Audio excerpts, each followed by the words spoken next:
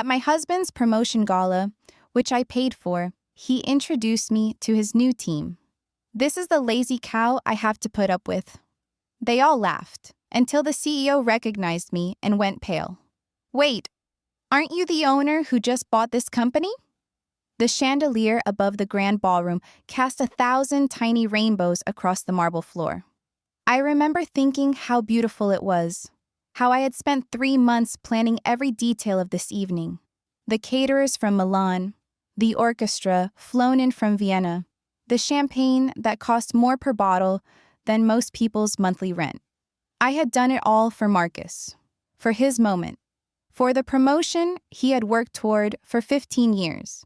I stood near the ice sculpture, a ridiculous swan that Marcus had insisted upon, watching my husband hold court with a circle of investors. He was magnetic when he wanted to be. That's what had drawn me to him 22 years ago. That effortless charm, that way he had, of making everyone feel like they were the only person in the room. I had been young then, naive, desperately in love with a man who saw me as a stepping stone. Thank you for being here. This story isn't easy to tell, but knowing you're listening makes it easier. Stay with me until the end, and if you want, let me know where you're from in the comments. I'm curious how far these words will travel. The ballroom was filled with 300 of Manhattan's most powerful people.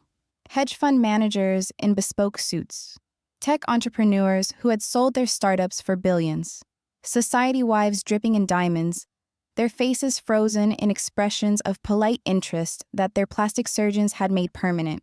And somewhere among them, hidden in plain sight, was the woman who had been sleeping with my husband for the past 3 years. I knew she was here. I could feel her presence like a splinter under my skin, irritating and impossible to ignore, but I didn't know which one she was. Not yet. Marcus had been careful, so careful, to keep his affairs compartmentalized. Different hotels, different credit cards, different excuses for every late night and weekend business trip. But tonight, everything would change. I remember the first time I suspected Marcus was unfaithful. It was 7 years ago, on our 15th wedding anniversary. He had promised me a dinner at Le Bernardin, our favorite restaurant. I had bought a new dress, sapphire blue, because he always said I looked beautiful in blue. I had spent 2 hours getting ready, doing my makeup just the way he liked it, curling my hair into soft waves. He called at 6 o'clock to say he couldn't make it. An emergency at work. A client threatening to pull their account. You understand, don't you, Vivian? These things happen in business. I understood. I always understood. That was my role in our marriage. To understand, to accommodate, to make space for his ambitions while slowly erasing my own. That night, I ate dinner alone at our kitchen table, still wearing my sapphire blue dress. I drank an entire bottle of wine and told myself that this was what marriage meant. Sacrifice, patience, understanding. But when Marcus came home at midnight, I noticed something I had never noticed before. A strand of blonde hair on his collar, a faint scent of perfume that wasn't mine, and in his eyes, a flicker of something that looked almost like contempt. I didn't say anything. I never said anything. That was the first mistake of many. Now, standing in this ballroom that I had paid for, watching my husband charm the same investors he would later embezzle from, I wondered how many blonde hairs I had ignored, how many strange perfumes, how many convenient emergencies that kept him away from home while I sat alone in a house full of expensive furniture and empty promises. Marcus spotted me hovering at the edge of the crowd, and his smile flickered, just for a moment, into something that looked almost like irritation. He excused himself from the investors and strode toward me, grabbing my elbow with the fingers that pressed too hard into my flesh. "There you are," he said, his breath warm with champagne and condescension. "I've been looking for you. Come. There are some people you need to meet." He pulled me toward a cluster of younger executives, men in expensive suits and women in designer dresses, all of them laughing at something one of them had said. They fell silent as we approached, their eyes sliding over me with polite disinterest. I recognized the type immediately. Young, hungry, ambitious. The kind of people who saw everyone as either a stepping stone or an obstacle. They looked at me and saw neither. Just the wife. Just the accessory. Just the woman who ironed Marcus's shirts and made sure there was dinner on the table when he came home at midnight, reeking of perfume. That wasn't mine. Everyone, Marcus announced, his voice carrying that theatrical boom he reserved for audiences he wanted to impress. I want you to meet someone very special. For one foolish moment, my heart lifted. Perhaps tonight would be different. Perhaps, in front of all these people, at the gala I had funded entirely from my own inheritance, he would finally acknowledge what I had done for him, what I had sacrificed, the career I had abandoned, the friends I had lost, the woman I had slowly erased to make room for his ever-expanding ego. I had been a promising architect before I met Marcus. Did you know that? I graduated third in my class from Columbia. I had job offers from 3 top firms. I was designing buildings, creating spaces where people would live and work and fall in love and raise their children. I was making something that would outlast me. But Marcus needed me to be available, to host his dinner parties and attend his events and keep his home running smoothly while he conquered the business world. You can always go back to architecture, he said. Once I've made partner, once we're stable, once we don't need to worry about money anymore. That was 22 years ago. I never went back. Marcus placed his hand on my shoulder and his grip tightened just enough to hurt. This, he said, pausing for effect, is the lazy cow I have to put up with at home. The laughter exploded around me like shrapnel. I watched their faces contort with amusement. The young executives, the ambitious assistants, the corporate climbers who saw my husband as their ticket to success. They laughed because he was powerful. They laughed because laughing at his jokes was how you survived in his orbit. They laughed because I was nothing to them. Just the wife. Just the obstacle. Just the lazy cow. I felt something inside me crack. Not break, I was past breaking. But crack, like ice forming on a lake, spreading in jagged lines across a surface that had seemed so solid. A blonde woman near the back of the group laughed loudest. She was young, maybe 28, with the kind of beauty that came from expensive dermatologists and personal trainers. Her dress was cut low enough to be scandalous, high enough to be legal, and tight enough to leave nothing to the imagination. She looked at Marcus with an expression I recognized immediately. Possession. "Oh, Marcus," she giggled, placing a perfectly manicured hand on his arm. "You're terrible." "Only to those who deserve it, Tiffany." He smiled down at her, and something cold settled in my stomach. Tiffany. Marcus's personal assistant. The one he had hired 6 months ago over my objections, despite having no relevant experience and a resume that consisted primarily of Instagram followers. The one who called at all hours, who texted constantly, who somehow needed Marcus's input on everything from coffee orders to quarterly reports. I had asked him once, 6 months ago, why he needed a personal assistant when his regular secretary had served him perfectly well for 15 years. "Patricia's getting old," he had said, not looking up from his phone. "I need someone with more energy, someone who can keep up with me." Patricia was 53, the same age as me. I had said nothing. What was there to say? I had spent 2 decades learning that arguing with Marcus was pointless. He would twist my words, turn my concerns into accusations of jealousy, make me feel small and petty for questioning his decisions. It was easier to stay silent, easier to pretend I didn't notice the way his eyes lingered on younger women, easier to convince myself that I was being paranoid. But I wasn't paranoid. I had never been paranoid. I had just been afraid to face the truth. I had suspected, of course. Wives always suspect. But suspecting and knowing are 2 different things, separated by a chasm of willful ignorance that I had been more than willing to maintain. It was easier that way. Easier to pretend. Easier to focus on the house, the charity work, the careful maintenance of a life that looked perfect from the outside. But standing there, watching Marcus's hand drift to the small of Tiffany's back, watching her lean into him with practiced ease, I couldn't pretend anymore. And that's when I saw it, the necklace. My grandmother's sapphire necklace. 3 flawless cashmere sapphires set in platinum, surrounded by diamonds that had been cut in Belgium in 1923. My grandmother had worn it on her wedding day. My mother had worn it on hers.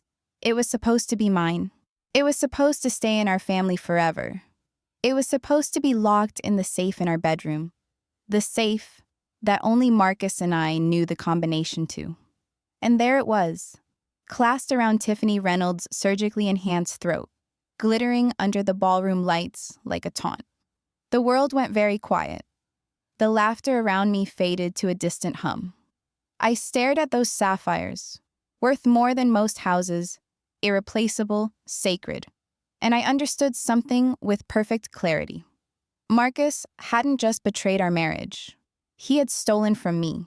He had taken something precious from my family's legacy and draped it around his whore's neck like a trophy.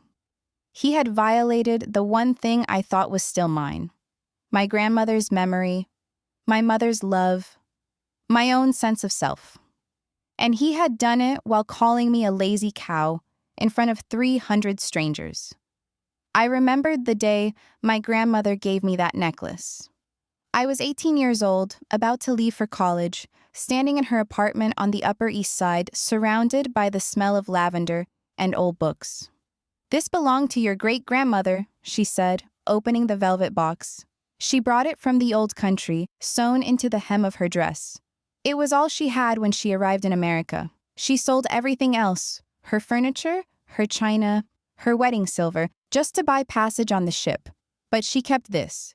She said that as long as she had these sapphires, she would never be poor. I had touched the stones reverently, feeling their cool weight against my fingers. "Grandma, I can't accept this. It's too valuable." "It's not about the value, Vivian. It's about what it represents. These sapphires have been passed down through 4 generations of strong women. Women who survived wars and depressions and marriages to difficult men. Women who built fortunes from nothing and raised children alone and never, ever gave up." She had clasped the necklace around my throat, her hands gentle despite their age. "One day, you'll give this to your daughter, and you'll tell her the same thing I'm telling you now. This necklace is your armor. As long as you wear it, you carry the strength of every woman who came before you. As long as you have it, you will never be truly alone." I had worn the necklace on my wedding day, despite Marcus's objections. I had worn it when my daughter was born. I had worn it to my mother's funeral and my grandmother's memorial service. And then I had locked it in the safe, preserving it for the day when I would pass it on to my own daughter. But Marcus had taken it. Marcus had stolen my armor and given it to his mistress. My smile didn't waver. If anything, it grew wider. Because Marcus didn't know what I knew. He didn't know that 3 weeks ago, my grandmother's estate had finally cleared probate. He didn't know about the $47 million that had been quietly transferred into accounts he would never find. He didn't know that I had spent the last 6 months working with the most ruthless corporate attorneys in Manhattan, dissecting his business, exposing his fraud, and preparing for this exact moment. And he certainly didn't know that as of 9 o'clock this morning, I owned 100% of Thorne & Associates, the company that bore his name, the company he had built his entire identity around, the company that was hosting this very gala. It was mine. Every share, every asset, every employee, every desk and computer and coffee mug with the company logo. Mine. Let me tell you how it happened. Let me tell you about the 6 months that changed everything. It started with a phone call. 3 weeks after I discovered the first concrete evidence of Marcus's affair, a hotel receipt he had carelessly left in his jacket pocket, my grandmother's lawyer contacted me about the estate. "Mrs. Thorne, your grandmother's trust has cleared probate. As her sole remaining heir, you are entitled to the full disbursement of her assets." I had known Grandmother Helena was wealthy. What I hadn't known was the extent of her fortune. $47 million in liquid assets, another $30 million in real estate. shares in half a dozen companies that she had quietly accumulated over 60 years of careful investing. Your grandmother was a remarkable woman, the lawyer said. She instructed me to tell you something when the time came. Would you like to hear it? Yes. She said, tell Vivian that the best revenge is living well. But if that doesn't work, the second best revenge is buying everything your enemies own and watching them beg for mercy. I had laughed, the first genuine laugh I'd enjoyed in months. That was so perfectly grandmother Helena. The woman who had started with nothing and ended up owning half of Manhattan. The woman who never forgot a slight and never forgave a betrayal. The woman who had taught me, when I was young enough to listen, that a woman's power comes from her refusal to be diminished. Mrs. Thorne, the lawyer continued, your grandmother also left you a letter. Would you like me to read it? Please. His voice was gentle as he read, my dearest Vivian, if you're hearing this, then I've finally shuffled off this mortal coil and you're probably wondering what to do with all this money. Here's my advice. Use it to become the woman you were always meant to be. I've watched you shrink yourself for that husband of yours, and it breaks my heart. You were brilliant once. You were fierce. You were going to build buildings that would change the skyline of cities. Don't let him take any more from you. Whatever he's done, and I know he's done something, because men like him always do, make him pay. Not just for you. For every woman who ever let a weak man convince her she was nothing. Use my money. Use my lawyers. Use everything I've left you. And when you're done, raise a glass of champagne and remember that your grandmother always believed in you. Love, Helena, P.S. The sapphire necklace is yours. Don't let anyone take it from you. It's your armor. It's your power. It's your birthright as an Ashford woman. I had cried for an hour after that phone call. Not from grief, though I missed my grandmother terribly, but from something else. Something that felt like hope, like possibility. Like the first green shoots of spring breaking through frozen ground. My grandmother had given me a weapon. Now, I just had to learn how to use it. Vivian. Marcus's voice cut through my thoughts. Stop daydreaming. Mr. Sterling is about to arrive, and I need you to disappear. I turned to look at my husband. Really look at him. The silver threading through his dark hair that he dyed to hide his age. The lines around his eyes that he tried to conceal with expensive creams. The slight paunch beneath his tailored jacket that he sucked in whenever anyone was watching. The veneers on his teeth that I had paid for. The Rolex on his wrist that I had given him for our 15th anniversary, back when I still believed we had something worth celebrating. He looked like what he was. A 53-year-old man desperately pretending to be 40. Cheating on his wife with a woman young enough to be his daughter, stealing from the company that bore his name, and congratulating himself on getting away with all of it. Disappear? I repeated, my voice mild.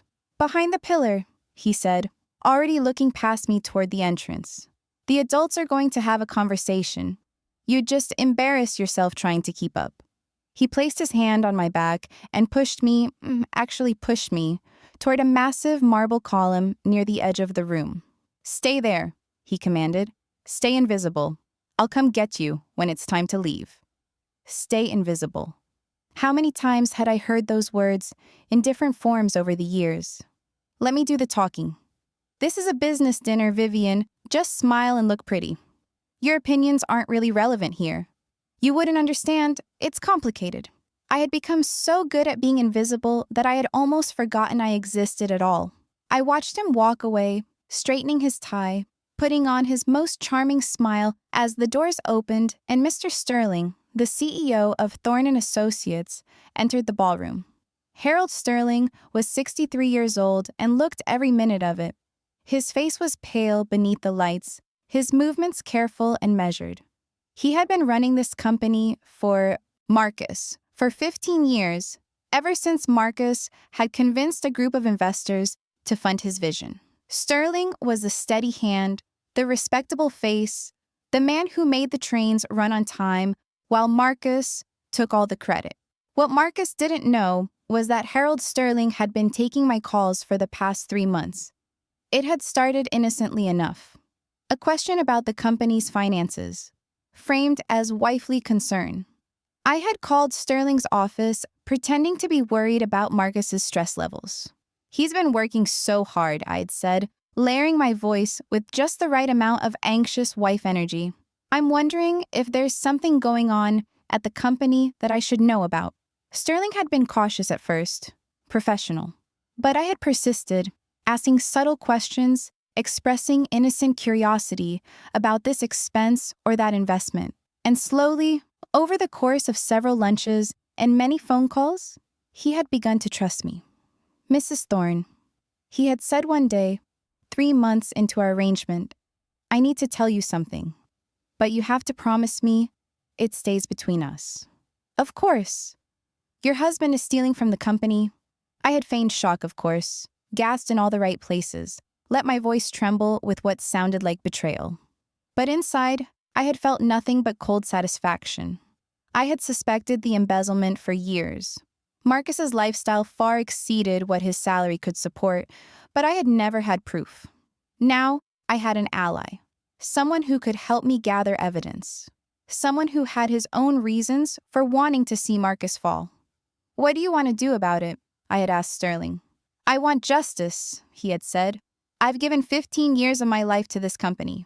I've watched Marcus take credit for my work, steal from our investors, and treat everyone around him like they're disposable.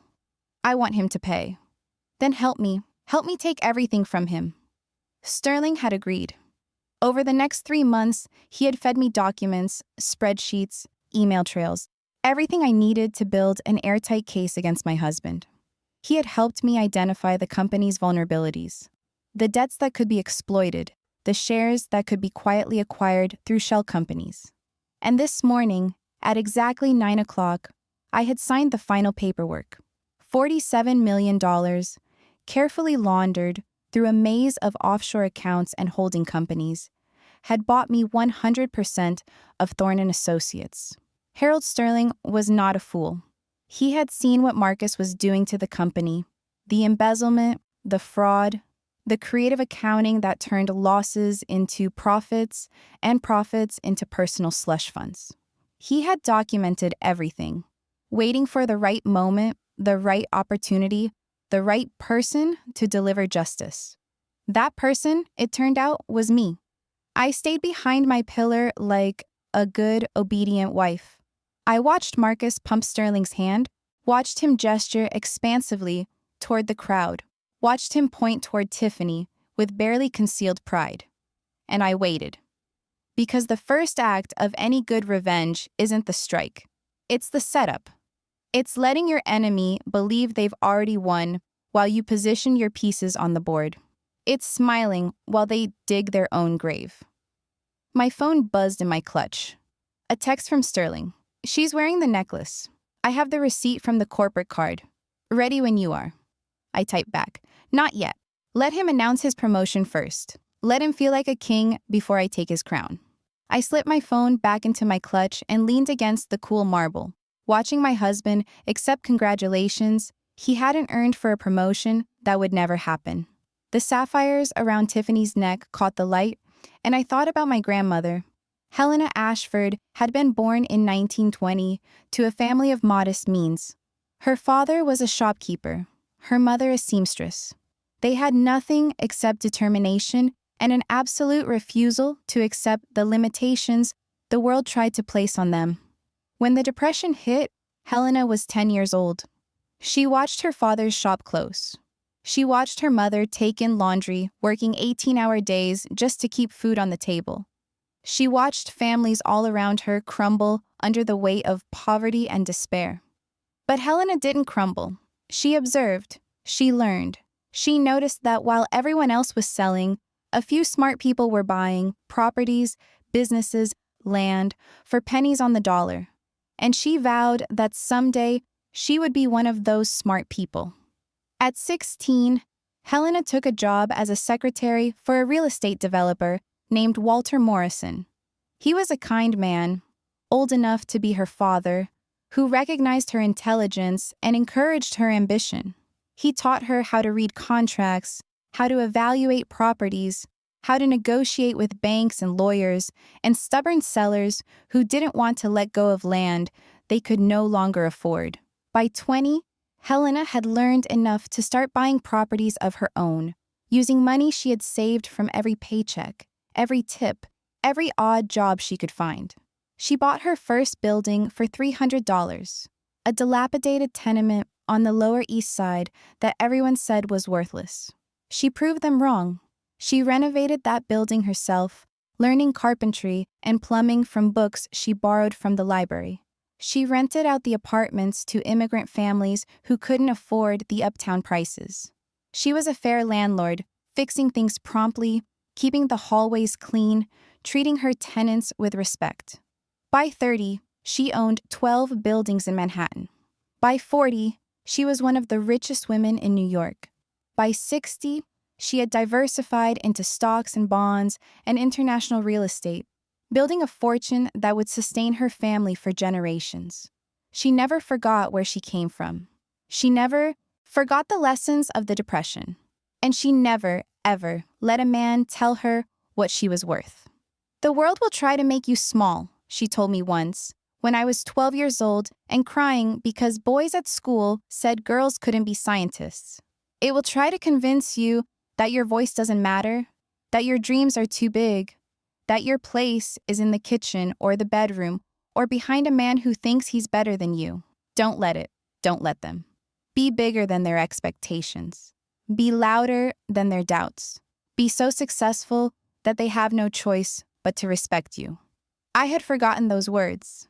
Somewhere in the 22 years of my marriage, I had let Marcus's constant criticism and subtle belittling erode everything my grandmother had taught me. I had become the lazy cow he accused me of being, not because I was lazy, but because I had stopped fighting. I had stopped dreaming.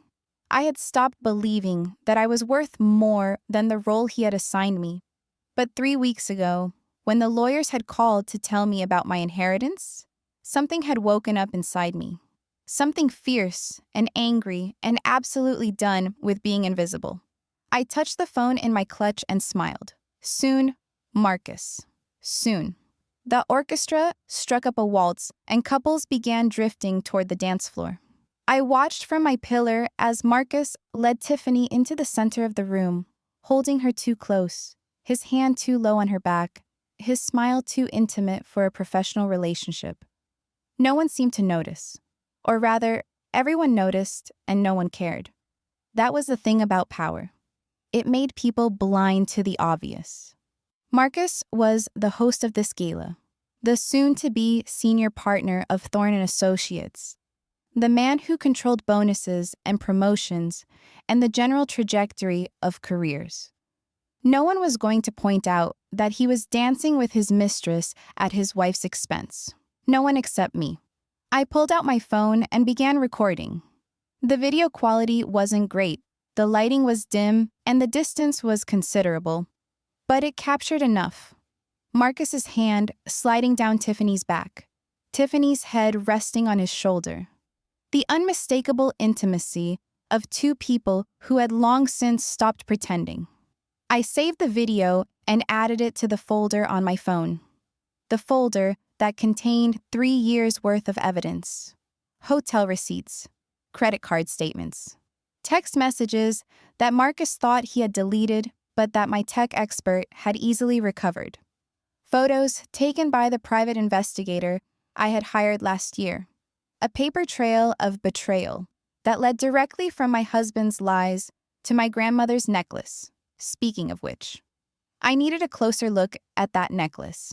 I needed to confirm what I already knew, that Marcus had taken it from our safe without my knowledge or consent, that he had used company funds to have it appraised and authenticated, that he had given it to his mistress as a trophy, a symbol of everything he had stolen from me. I waited until the waltz ended and Tiffany excused herself from Marcus's arms. She headed toward the ladies' room, her heels clicking on the marble floor, her hips swaying with the confidence of a woman who believed she had already won. I followed her. The ladies' room was as opulent as the rest of the venue. Marble countertops, gold fixtures, fresh flowers in crystal vases. Tiffany stood at the mirror, reapplying her lipstick with practiced precision. She didn't notice me enter. I moved to the sink beside her and began washing my hands. In the mirror, I watched her reflection. Up close, she was even younger than I had thought. 26, maybe 27. The age I had been when I married Marcus, full of hope and dreams, and absolute certainty that love would conquer all. I wondered if she knew what she was getting into. I wondered if anyone had warned her about Marcus Thorne, about his charm that masked a profound emptiness, about his need to control and diminish everyone around him, about the way he could make you feel like the most important person in the world one moment and completely worthless the next. Probably not. Probably she thought she was different. Probably she believed that she was the one who truly understood him, the one who could tame him, the one he would never betray. Poor thing. She had no idea what she was in for. "Beautiful necklace," I said, my voice pleasant and empty. Tiffany startled, nearly dropping her lipstick. Her eyes met mine in the mirror, and for a moment, I saw something flicker across her face. Guilt? Fear? Recognition? But she recovered quickly, her expression smoothing into polite condescension. "Thank you," she said, reaching up to touch the sapphires. "It's vintage. Very rare." "Cashmere sapphires," I said. "Set in platinum. Belgian-cut diamonds. Worth approximately $2.3 million, according to the most recent appraisal." Tiffany's hand froze on the necklace. Her eyes widened. "How did you?" "It belonged to my grandmother," I continued, my voice still pleasant. "She wore it on her wedding day in 1941. My mother wore it on hers in 1968. I was supposed to wear it on mine, but my fiancé at the time convinced me that it was too ostentatious, that people would think we were showing off." I smiled. That fiancé, of course, was Marcus. Tiffany's face had gone pale beneath her perfectly applied makeup. I could see her processing the information, trying to understand what it meant, trying to figure out how much trouble she was in. I didn't. He told you it was a family heirloom, didn't he? Said it had been his family for generations? Maybe even hinted that someday you might inherit the matching earrings? Tiffany's silence was answer enough. I turned to face her directly, abandoning the mirror. "Here's what's going to happen, Tiffany. In about 30 minutes, my husband is going to stand on that stage and announce his promotion. He's going to thank you publicly, probably call you his right hand, or his secret weapon, or some other phrase designed to make your relationship seem professional while signaling to everyone who matters that you're sleeping together. And then he's going to announce that he's leaving me, that he's found someone younger, someone more ambitious, someone who understands him in ways I never could." Tiffany's chin lifted defiantly. "He loves me. I'm sure he does. The same way he loved me 22 years ago. The same way he loved the woman before me. Did he tell you about her? Her name was Sandra. She was his college girlfriend. He left her the day before their wedding because he decided she wasn't ambitious enough." A flicker of uncertainty crossed Tiffany's face. "And the same way he'll love whoever comes after you," I continued, "when you're 40, and he's decided he deserves someone who doesn't remind him of his own mortality." Her defiance wavered. "But that's not what I came in here to tell you." I leaned closer, lowering my voice. "What I came to tell you is this. Enjoy the air conditioning, darling. Because Marcus signed the papers to sell my house this morning. By tomorrow, you and I will both be on the street, unless you're smarter than I think you are." Tiffany's eyes went wide. "What are you talking about? Marcus owns that house. He told me—" "Marcus told you a lot of things, didn't he? Told you I was cold and distant. Told you our marriage was over in everything but name. Told you I didn't understand him, didn't appreciate him, didn't satisfy him." Her silence confirmed every word. I had heard those same lies once, delivered by a different man to a different woman. That's how cheaters operated. They painted their wives as monsters so that the affair felt justified, even noble. "Did he also tell you that the house is in my name? That it was purchased with my family's money? That the sale he arranged this morning is completely illegal, without my signature, a signature I never gave?" Tiffany's hand dropped from the necklace. He's not leaving her for you, she whispered, more to herself than to me. He's trying to steal everything, I finished. The house, the money, the company, and yes, my grandmother's necklace. The one currently wrapped around your throat. I stepped back, checking my reflection in the mirror. My lipstick was perfect. My hair was in place. I looked exactly like what I was. A woman who had stopped crying and started planning. Thank you for the information, Tiffany, I said, about the house sale. I didn't know about that particular scheme. You've been very helpful. I turned to leave. Wait, Tiffany's voice cracked. What are you going to do? I paused at the door, looking back at her over my shoulder. She looked young suddenly, young and scared and completely out of her depth. I'm going to reclaim what's mine, I said. All of it. The question is, which side of this are you going to be on? I left her standing there, her hand pressed against the sapphires, her face the color of the marble counter. Back in the ballroom, the atmosphere had shifted. The orchestra was playing something triumphant, and a crowd had gathered near the stage. I checked my phone, a text from Sterling. It's time. He's about to take the stage. I typed back, activate the clause, now. I found a spot near the edge of the crowd where I could see without being seen. Marcus was climbing the steps to the stage, straightening his jacket, running a hand through his silver-streaked hair. He looked like a man on top of the world. He had no idea the world was about to collapse beneath him. Ladies and gentlemen, Marcus said into the microphone, his voice booming through the ballroom. Thank you for joining us tonight. This is a celebration of everything we've built together at Thorne & Associates. A celebration of vision, of ambition, of the kind of bold thinking that separates leaders from followers. The crowd applauded politely.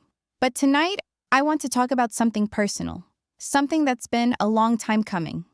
He scanned the crowd, and for a moment, his eyes landed on me. I saw the flicker of surprise. I was supposed to be behind my pillar, invisible, out of the way. But he recovered quickly, dismissing me with a glance before turning his attention elsewhere. To Tiffany. She had emerged from the ladies' room and was standing near the bar, looking shell-shocked. But at Marcus's gesture, she straightened her spine, touched the sapphires at her throat, and began walking toward the stage. I want to introduce you to someone special, Marcus continued. Someone who has been by my side through every challenge, every triumph, every late night at the office. Someone who understands what it takes to build something great. Tiffany climbed the steps to join him, and I saw her glance toward me.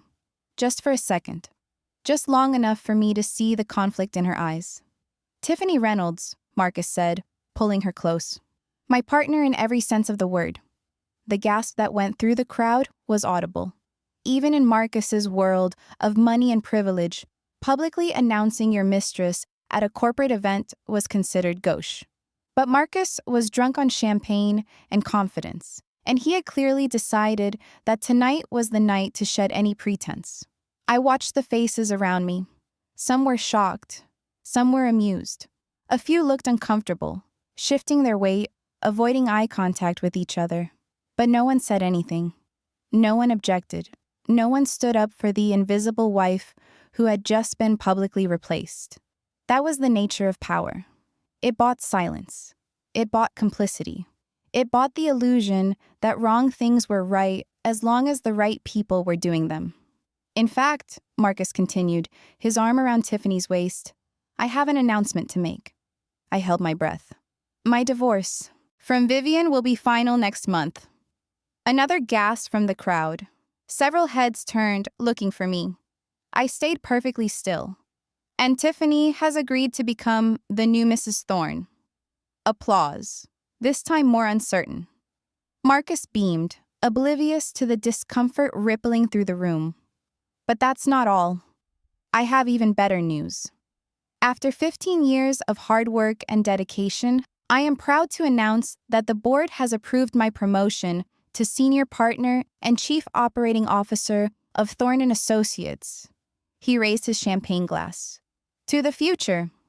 The crowd raised their glasses, but the cheers were muted. People were whispering, exchanging glances. clearly uncomfortable with what they had just witnessed. That's when the lights flickered. The music cut out. A confused murmur rippled through the crowd as Harold Sterling climbed onto the stage, gently but firmly taking the microphone from Marcus's hand.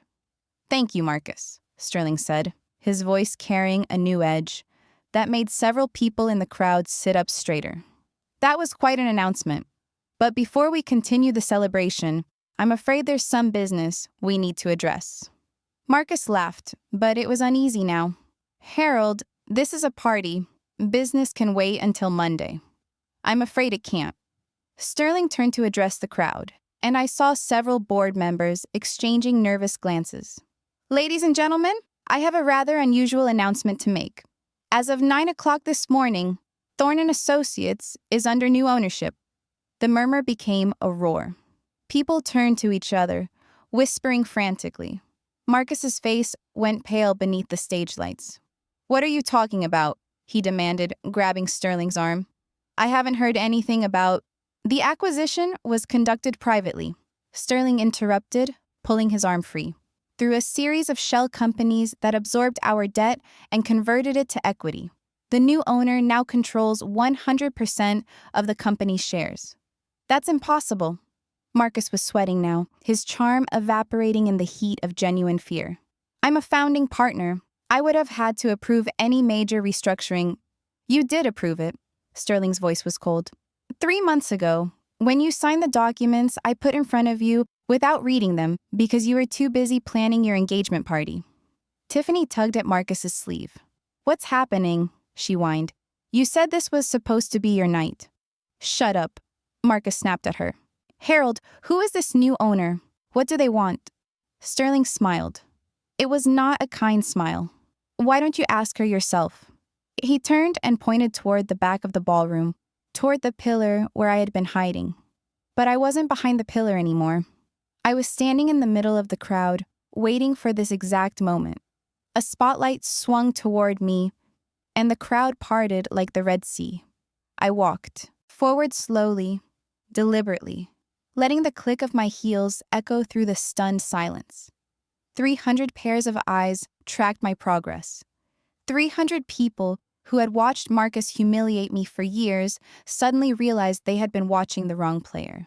I had chosen my dress carefully for this moment. Red silk, the color of blood and power. My mother's diamond earrings catching the light with every step. My hair swept up to expose my neck. My bare neck, where the sapphires should have been, but weren't. Marcus stared at me like he was seeing a ghost. "Vivian?" His voice cracked. "What is this? What are you doing?" I didn't answer. I just kept walking. Past the tables laden with champagne and canapes. Past the investors who had laughed at his lazy cow joke. Past the executives who had watched him parade his mistress and said nothing. Past all the people who had been complicit in my humiliation for 22 years. I climbed the steps to the stage, and Sterling handed me the microphone with a small bow.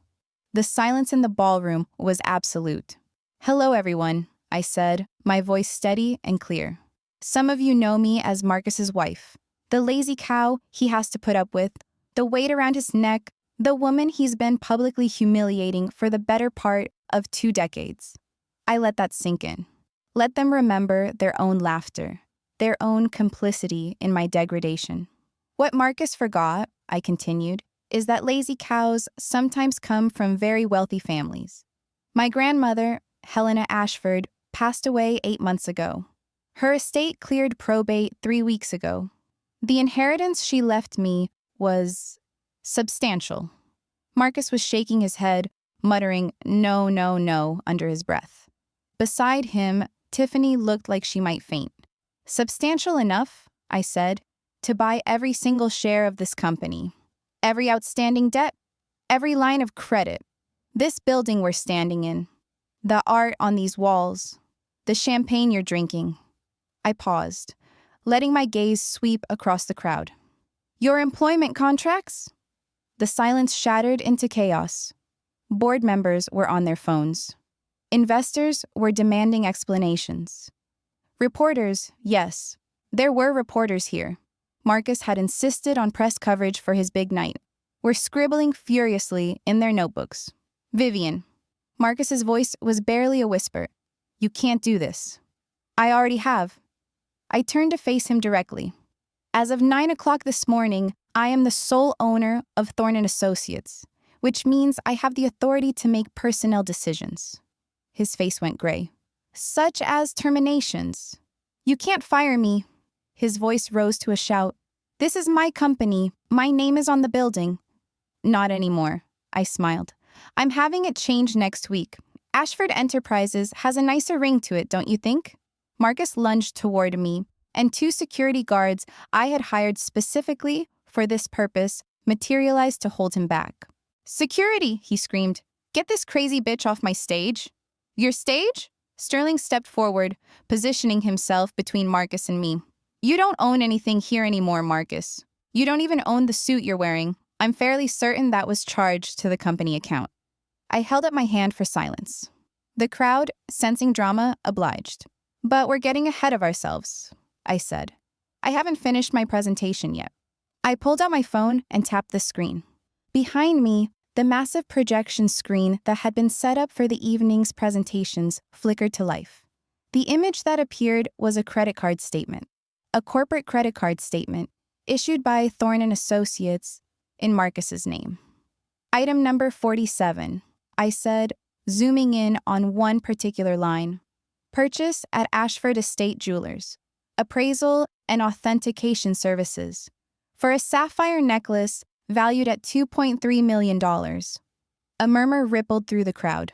That necklace, I continued, was a gift from my grandmother to my mother on her wedding day. It was stored in a safe in my home, a safe to which only I should have had the combination. I turned to look at Tiffany, who was frozen on the stage, her hand pressed against the sapphires at her throat. Someone broke into that safe. Someone took that necklace, and someone used company funds to have it appraised. Presumably, so they could insure it, or sell it, or simply confirm that they had stolen something worth stealing. The crowd's attention shifted to Tiffany, to the necklace, to the obvious conclusion. That necklace was stolen from me, I said, my voice hard, and it was given to her, which makes Marcus guilty of theft, and makes Tiffany, I let the sentence hang, an accessory, or possibly a fence for stolen goods, depending on how creative the prosecutor wants to get. Tiffany's hands were shaking violently. She fumbled with the clasp, her perfectly manicured nails slipping on the platinum. I didn't know, she cried. He told me it was a family heirloom. He said a lot of things, I interrupted. He said I was a lazy cow. He said you were his partner in every sense of the word. He said he was getting a promotion tonight. I let my smile sharpen. I wonder what else he lied about. The clasp finally came undone. Tiffany stumbled forward, holding out the necklace like it was burning her. I took it from her trembling hands and clasped it around my own neck. The sapphires were warm from her skin, but they would cool. They would become mine again. I felt them settle against my collarbone, and something inside me settled too. My grandmother's armor, my birthright, my power. Now, I said, turning back to Marcus, let's discuss the rest of your crimes. Another tap on my phone. Another image on the screen. This one was a spreadsheet. Rows and rows of transactions, dates, and amounts and accounts, stretching back more than a decade. Forensic. Accounting is a wonderful thing, I said. Did you know that every transaction leaves a trace? Every transfer, every withdrawal, every creative expense report, it's all there if you know where to look. Marcus's face had gone from gray to green. Over the past 12 years, I continued, my husband has systematically embezzled approximately $4 million from Thorne & Associates. Money that went to hotels, not business trips, mind you, but romantic getaways with a rotating cast of mistresses. Money that went to jewelry. Gifts for women who weren't his wife. Money that went to first-class flights, luxury cars, and a rather impressive collection of watches that were never approved as business expenses. I flipped to another image. Bank statements, wire transfers, a paper trail that led directly to Marcus's personal accounts. The board of directors convened an emergency meeting this afternoon. I said. In my absence, of course, I was rather busy getting ready for this lovely party. They voted unanimously to terminate Marcus's employment, effective immediately, for cause. Sterling stepped forward. No severance, he added. No golden parachute, no stock options, and a full investigation by the SEC pending the results of our internal audit. Marcus was shaking, actually shaking, his whole body trembling with rage or fear or some combination of both. You can't do this to me, he snarled. I built this company. I built everything. Without you, I interrupted, the company will thrive. The board was quite clear about that.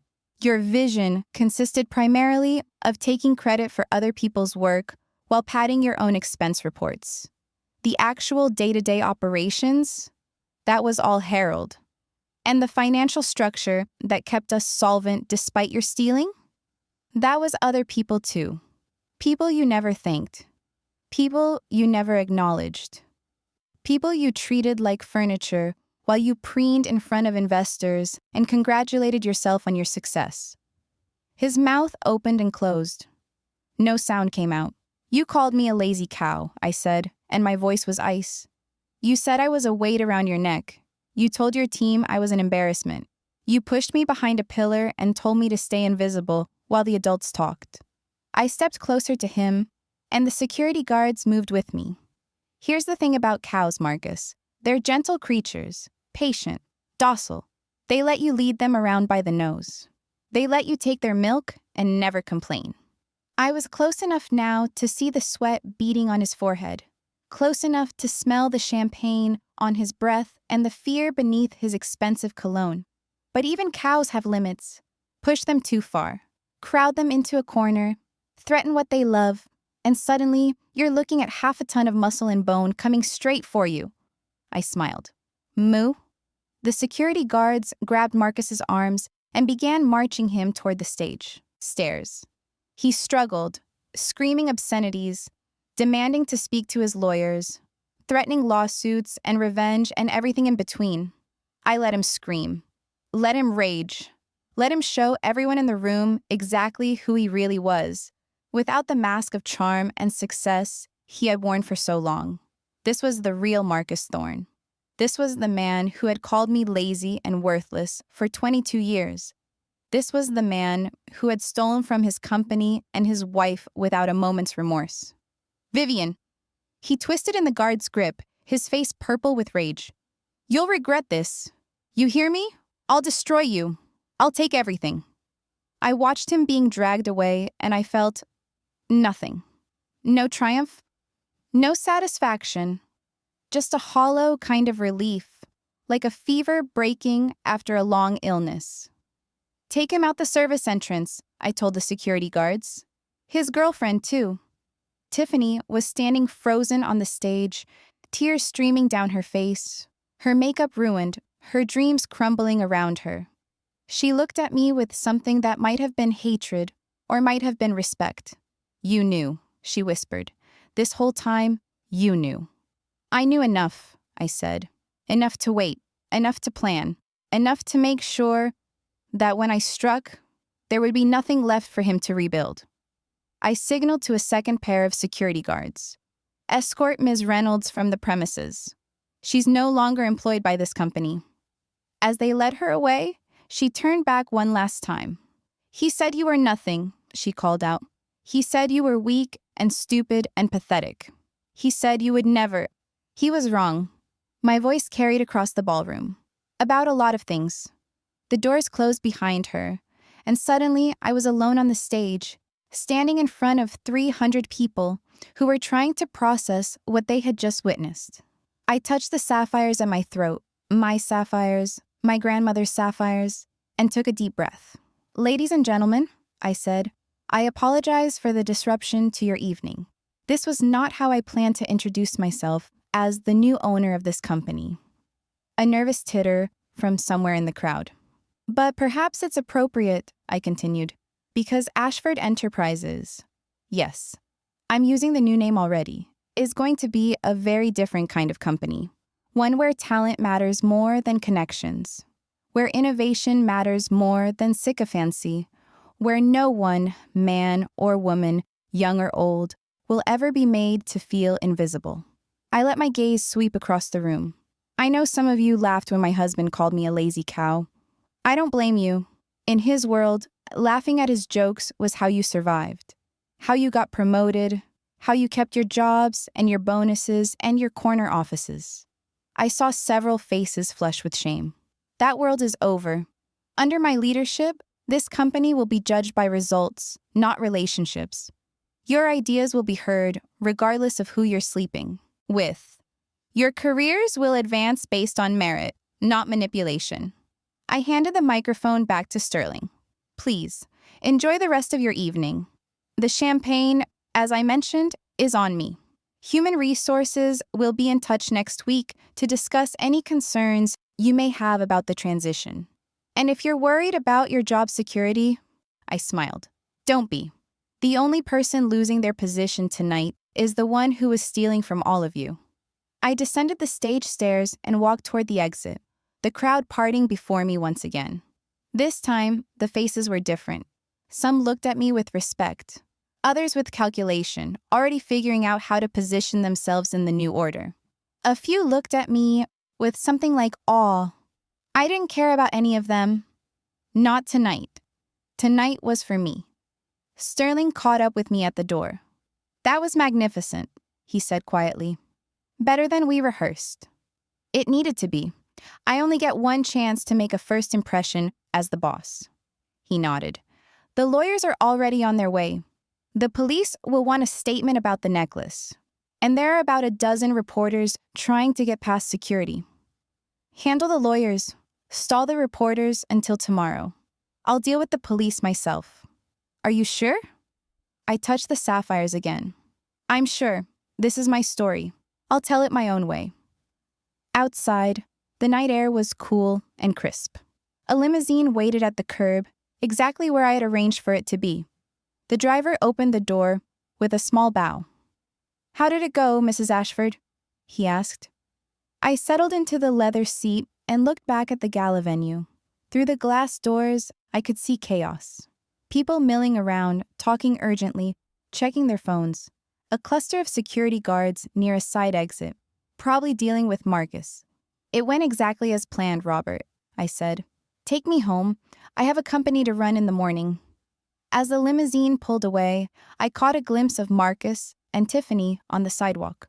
They were arguing, gesturing wildly, voices raised, their partnership already crumbling under the weight of failure. I felt a flicker of something. Not quite sympathy, not quite satisfaction, just recognition. They were two small, frightened people who had convinced themselves they were titans. And now, the world had shown them the truth. My phone buzzed. A text from my daughter. Mom, someone at the party just called. What's happening? Are you okay? I typed back, I'm more than okay, sweetheart. Call you in the morning. Love you. Her response was immediate. Call me tonight. I don't care how late. I need to hear your voice. I smiled. My beautiful, brilliant daughter, who had inherited her great-grandmother's determination and her grandmother's grace, who had watched her parents' marriage deteriorate and never once blamed me for it, who had been my only real ally in that house for years. I'll call in an hour, I typed. I promise. The city lights blurred past as we drove through the night. Somewhere behind me, Marcus was learning what it felt like to be invisible, to be dismissed, to be the embarrassing failure that everyone whispered about behind their backs. It was, I had to admit, a beautiful kind of symmetry. I had spent 2 decades being the lazy cow. Now I was the butcher. And Marcus was nothing but ground beef. The next morning, I woke up at 5. Old habits die hard when you've spent 20 years making breakfast for a man who never said thank you. But for the first time, in longer than I could remember, I made breakfast for myself.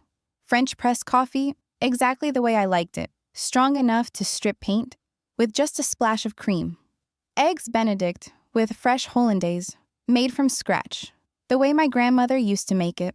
A croissant from the bakery that Marcus had always said was too expensive for everyday indulgence. I sat at my kitchen table, My table in my house, bought with my family's money, decorated with my taste, filled with my memories, and I savored every single bite. The house felt different this morning. Lighter somehow. The air moved more freely, as if a weight had been lifted from the very walls.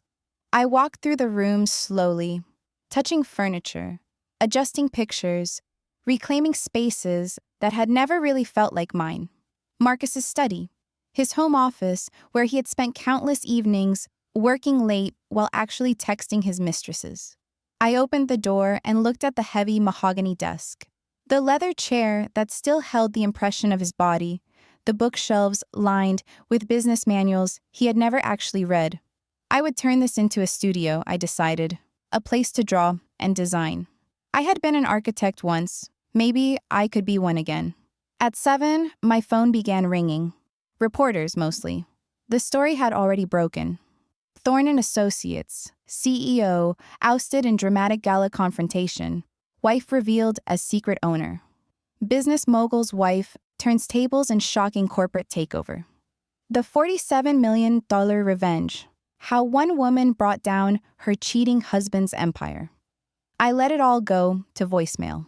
At 7:30, I dressed for my first day as the owner of a major corporation. I chose carefully. A charcoal suit, perfectly tailored, powerful without being aggressive. My mother's diamond earrings, smaller than the ones I had worn last night, but somehow more meaningful. And around my neck, the sapphires that had started it all. I looked at myself in the mirror and saw something I hadn't seen in years.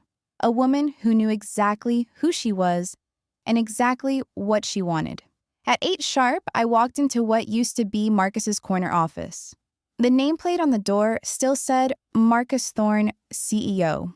I made a mental note to have it removed before lunch. Sterling was already waiting, along with the heads of legal, finance, and human resources. They rose when I entered, their faces a mixture of respect and barely concealed curiosity. "Good morning," I said, taking my seat at the head of the table. "Let's get to work."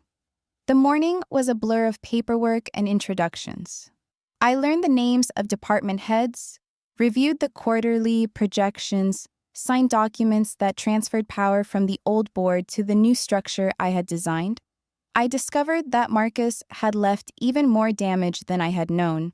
Hidden debts, unauthorized loans, contracts signed without proper review. It would take months to untangle everything he had done. But I had time, and I had the resources. And most importantly, I had the determination to make this company into something better than Marcus had ever imagined. At noon, my assistant, a new hire named Patricia, 53 years old, 2 decades of experience, and absolutely no history with my ex-husband, knocked on my door. "Mrs. Ashford, there's someone here to see you. He says it's urgent." I didn't need to ask who. "Send him in, but have security wait outside." Marcus looked like he had slept in his car. His suit was wrinkled, his hair uncombed, his eyes red-rimmed and desperate. He stood in the doorway of what had been his office, taking in the sight of me behind his desk.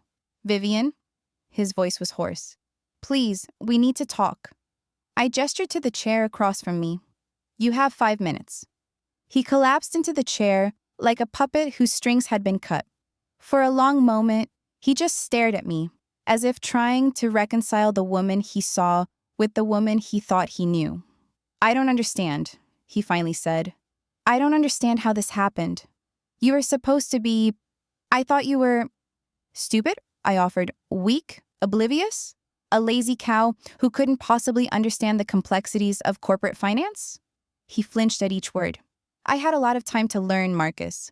All those evenings when you were working late with Tiffany. All those weekends when you had conferences in the Hamptons. All those nights when you thought I was asleep, but I was actually in my office, studying spreadsheets and talking to lawyers. The lawyers." He rubbed his face with trembling hands. "They called this morning. They say I'm facing criminal charges, embezzlement, wire fraud, theft. They say I could go to prison. That does tend to happen when you steal $4 million from your own company." "It wasn't stealing." His voice cracked. "It was... I had expenses. The business required certain entertainment expenditures.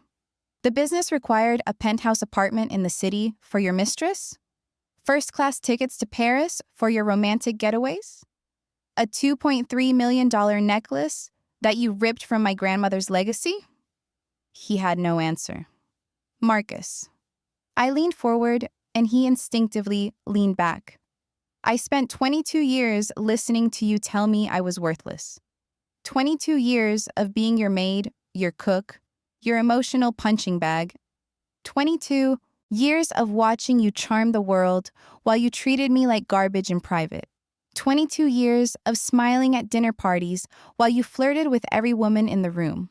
22 years of pretending not to notice when you came home smelling like someone else's perfume. His face had gone pale. I never complained.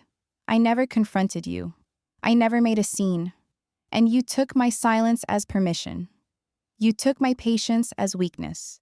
You took my loyalty and you twisted it into a weapon to use against me. Vivian, You called me a lazy cow. My voice was ice. In front of 300 people, at a party that I paid for, while you were wearing a suit I bought and drinking champagne I ordered, and standing on a stage that I built. You called me a lazy cow, and everyone laughed, and you felt so proud of yourself. He was trembling now. But here's the thing about cows, Marcus. We remember. We wait. We plan. And when the moment is right, we charge. I didn't mean it. His voice rose to a wail. It was just a joke. You know how I am at parties. I always say stupid things when I'm drinking. I never meant... You meant every word. I stood up and walked to the window, looking out at the city spread below us. My city now, in a way it had never been before. That's what you don't understand. You spent 22 years meaning every word, every lazy cow, every stupid wife, every useless woman. You believed it. You believed you were better than me, smarter than me, more deserving than me. And that belief made you careless. I turned to face him. You stopped seeing me, Marcus. Stop paying attention. I was just part of the furniture, something you expected to be there when you came home, something you didn't have to think about. And while you were not thinking about me, I was watching, learning, planning. What do you want? He was begging now, all pretense of dignity abandoned. I'll sign anything. I'll give you the divorce, no contest. I'll disappear. Just please don't send me to prison. Please. I walked back to my desk and sat down. What I want, Marcus, is something you can't give me. I want back the years I spent shrinking myself to make you feel big. I want back the dreams I abandoned because you told me they were silly. I want back the woman I might have been if I had never met you. I let that sink in. But since you can't give me any of that, I'll settle for justice. The prosecution will proceed. You will face the consequences of your choices. And I will build something beautiful on the ashes of everything you tried to destroy. Vivian, please. Your 5 minutes are up. I pressed the intercom button. Security, please escort Mr. Thorne from the building. He is not to return under any circumstances. 2 guards appeared in the doorway. Marcus stood slowly, his shoulders slumped, his face gray with defeat. You were always too good for me, he said quietly. I knew it the day I met you. I spent 20 years trying to tear you down because I knew, deep down, that you were stronger than me, smarter than me, better than me. It was the first honest thing he had ever said to me. I agreed. I just forgot for a while. They led him away, and I turned back to my window. The city glittered in the afternoon sun, full of possibilities I had never allowed myself to imagine. My phone buzzed. A text from Sterling. Board is thrilled. You handled that beautifully. Breakfast tomorrow to discuss transition? I typed back, 8 a.m., my office, which, I suppose, is now literally my office. A moment later, another text came through. This one from my daughter. Mom, I saw the news. You're amazing. Dinner tonight? I smiled. I'll make reservations, I typed back. Somewhere expensive. We're celebrating. Her response was immediate. About time. Love you, Mom. I touched the sapphires at my throat and let myself feel something I hadn't felt in years. Pride. Not pride in my husband's accomplishments. Not pride in my daughter's achievements. Not reflected glory or secondhand success. Pride in myself. Pride in what I had done, what I had survived, what I had built. For 22 years, I had been invisible. For one night, I had made myself seen. And now, for the rest of my life, I would never let anyone make me disappear again. The months that followed were the busiest of my life. I threw myself into running the company with a ferocity that surprised even Sterling. I arrived at the office before dawn and left long after sunset. I learned every department, every process, every weakness that Marcus had left behind.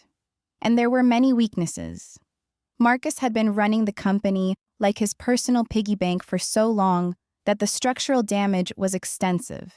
We had to renegotiate contracts with angry vendors. We had to reassure nervous investors.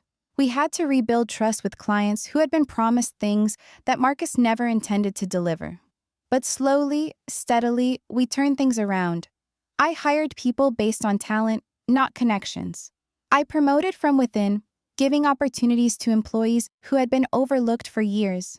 I created a mentorship program for young women in the company, pairing them with senior executives who could guide their careers. I also went back to architecture. Not full-time, I was too busy running the company for that. But in the evenings and on weekends, I started designing again. Small projects at first. A community center in the Bronx. A playground in Brooklyn. Buildings that would serve people who needed them, not just people who could pay for them. It felt like coming home. 6 months after the gala, I stood on the stage at the reopening ceremony for Ashford Enterprises. The building had been renovated, the toxic culture purged, the name changed to honor my grandmother's memory. Marcus was 3 months into a 5-year sentence for embezzlement and fraud. The judge had not been sympathetic to his excuses about business expenses and entertainment costs. The jury had been even less sympathetic to the tearful testimony about how his wife had set him up. "She didn't set you up," the prosecutor had said in closing arguments. "She watched you dig your own grave and waited for you to fall in." Tiffany had moved to Florida after no other company in New York would hire her. The last I heard, she was working as a cocktail waitress at a resort in Miami, still wearing designer clothes that were now several seasons out of date, still waiting for a rich man to rescue her. The divorce had been finalized without a penny going to my ex-husband. The prenup he had insisted upon, the one he thought protected him from my family's money, had actually protected me from his debts. His lawyers had tried to challenge it, claiming fraud and coercion and every other legal theory they could think of. The judge had dismissed every argument.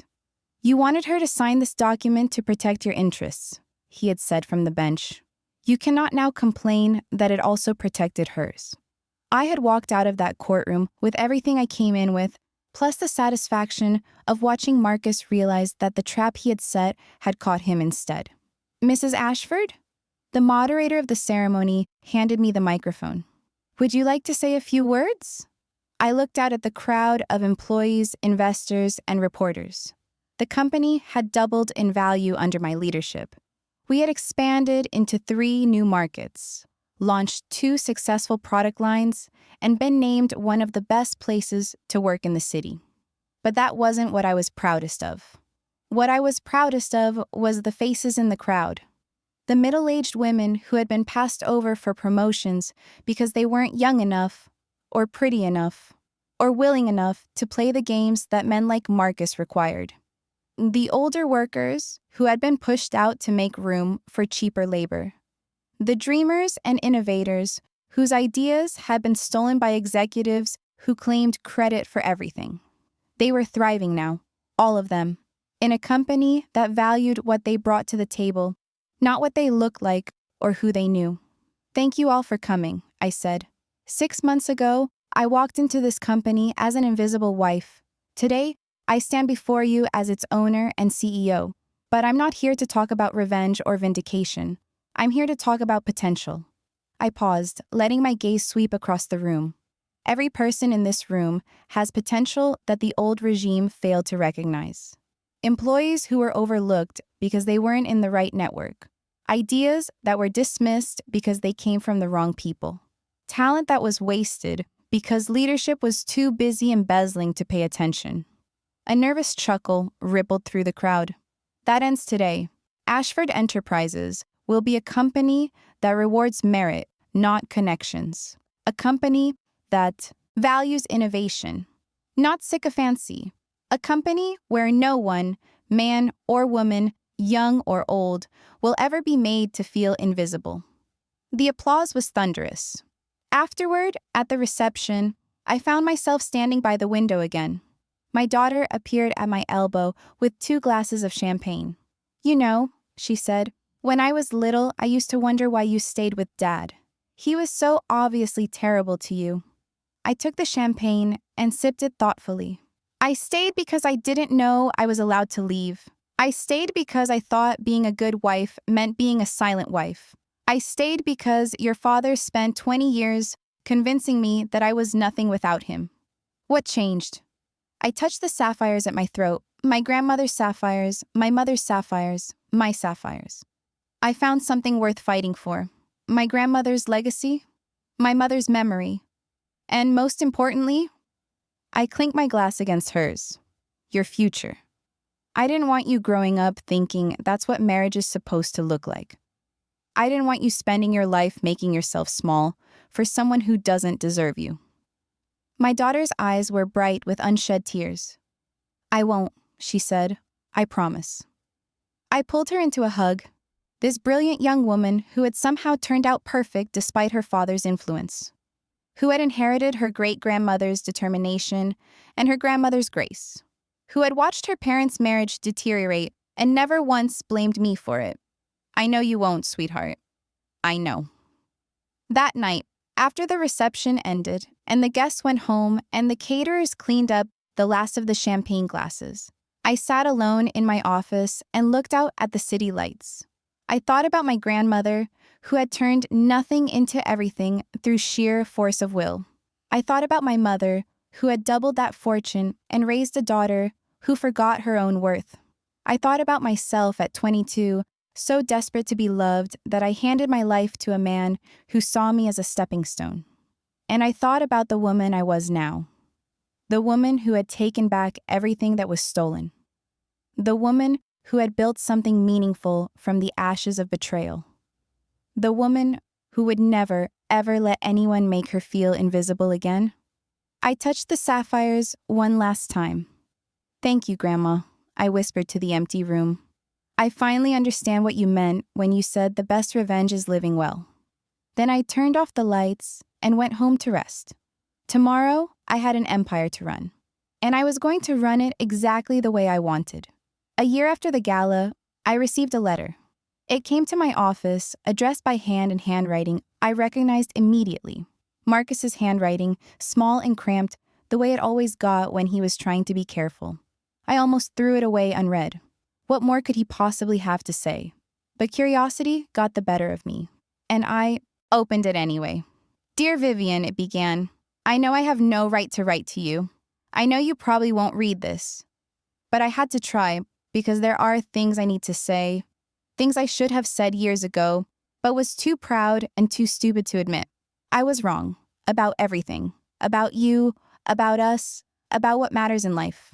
I spent 20 years trying to tear you down, and I told myself it was because you deserved it.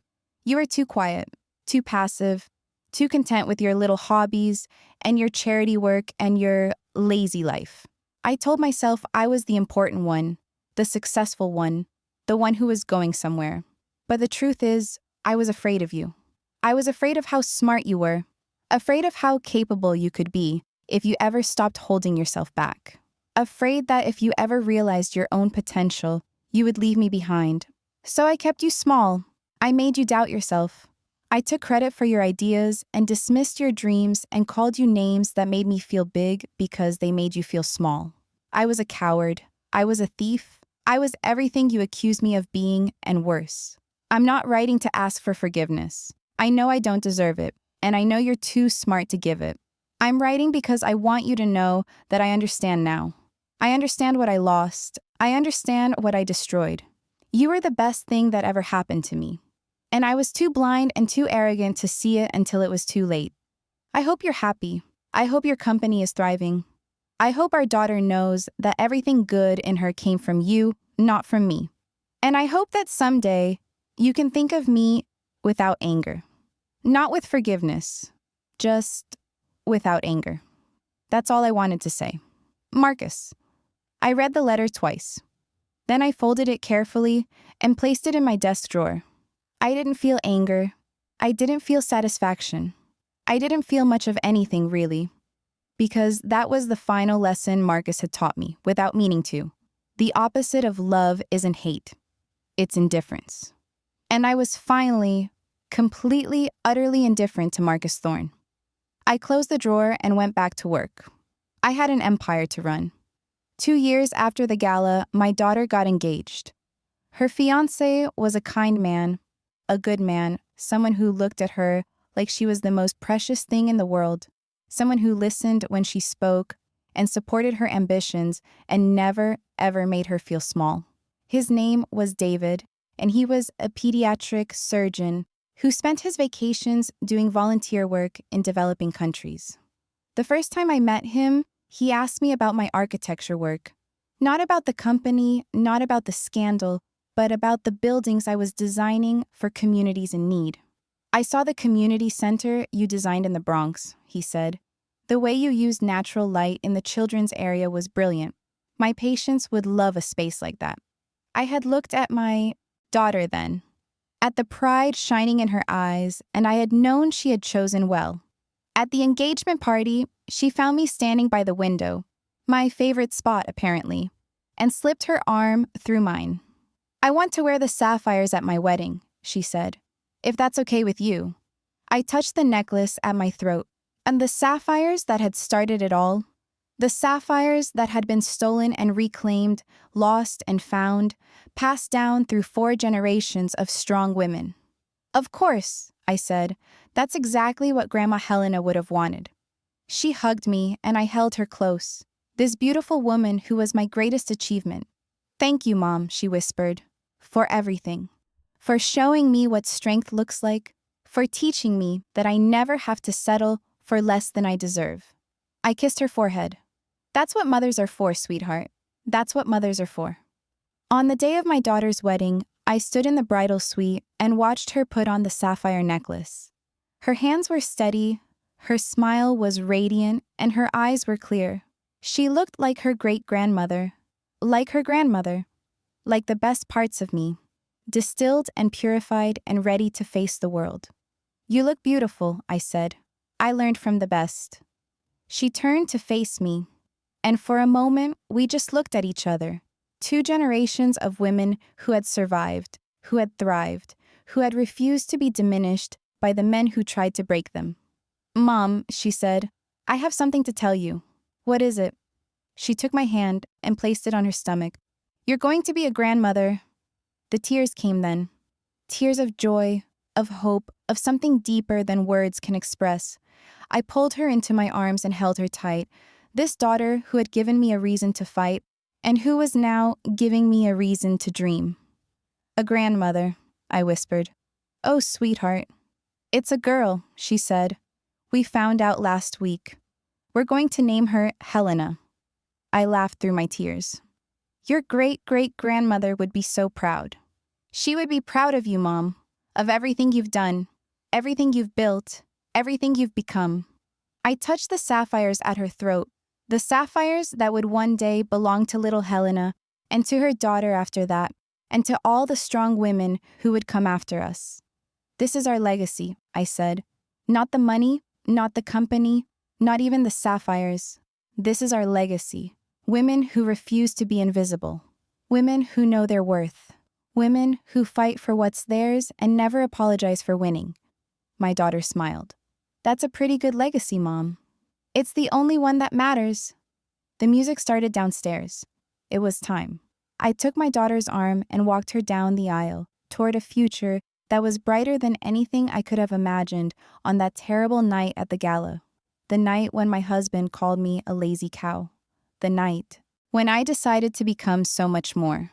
And as I watched my daughter say her vows, as I watched her begin the next chapter of her life, I made a silent promise to the little girl growing inside her. You will never feel invisible, I vowed. You will never feel small. You will know from your first breath that you are powerful and capable and worthy of love. Because that's what your great-great-grandmother taught us. That's what your grandmother taught us. That's what I learned the hard way, after 22 years of forgetting. And it's what we'll teach every generation that comes after. We are the women of the Ashford line. We are not lazy cows. We are queens. And we always get what we deserve. Some stories end with the villain getting what they deserve. This story ends with the hero getting what she always had inside her. The knowledge that she was never weak, never worthless, never invisible. She was just waiting for the right moment to strike. And when she did, the world never saw it coming. They called her a lazy cow. She became the queen of the pasture. And she never let anyone put her behind a pillar again.